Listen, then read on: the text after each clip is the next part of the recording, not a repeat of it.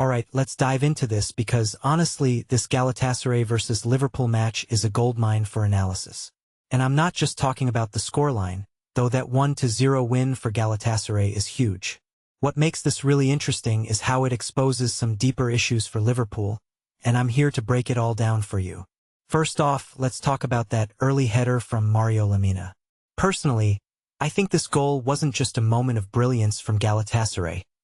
It was a symptom of Liverpool's ongoing defensive struggles. I mean, how many times have we seen them concede from set pieces this season? It's becoming a pattern, and it's not just about individual mistakes.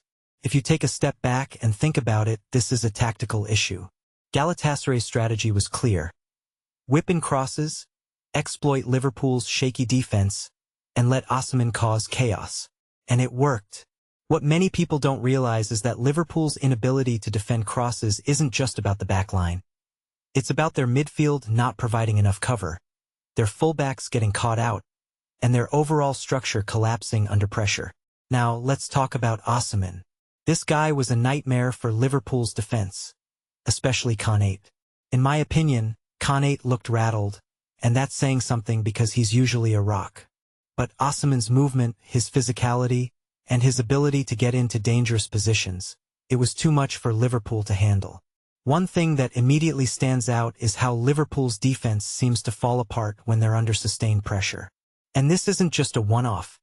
It's been happening all season. What this really suggests is that Liverpool's squad depth is being tested, and they're coming up short. Speaking of squad depth, let's talk about Liverpool's midfield. Arne Slot opted for a defensive trio of McAllister, Gravenberch, and Szoboszlai, and while they had their moments, they couldn't control the game like Liverpool needed them to. From my perspective, this is where Liverpool's lack of a dominant midfield presence is hurting them. They're not winning the ball back quickly enough, and when they do, they're not transitioning into attack with the same fluidity we've seen in previous seasons. This raises a deeper question. Is this a personnel issue, or is it a tactical one? Personally, I think it's a bit of both. Now, let's not forget about the second leg at Anfield. Liverpool will be confident they can turn this around, but here's the thing. Galatasaray are no pushovers. They're set up to counter, and if Liverpool commit too many players forward, they'll get punished. A detail I find fascinating is how Galatasaray's fans won't be at Anfield due to a UEFA ban. That home advantage for Liverpool is massive, but it's not a guarantee.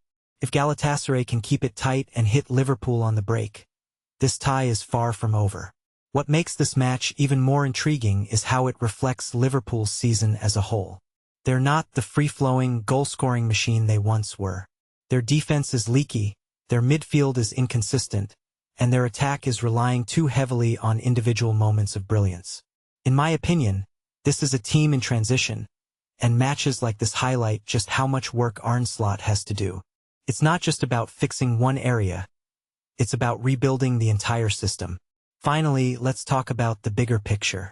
Liverpool's defeat in Istanbul isn't just a blip, it's a symptom of a larger issue. They're not the dominant force they were under Klopp, and teams like Galatasaray are exploiting that. What this really suggests is that Liverpool's era of dominance might be coming to an end, at least for now.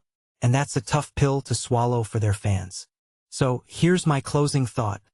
This match wasn't just about a 1-0 scoreline. It was about Liverpool's vulnerabilities being exposed, Galatasaray's tactical brilliance, and the shifting dynamics of European football.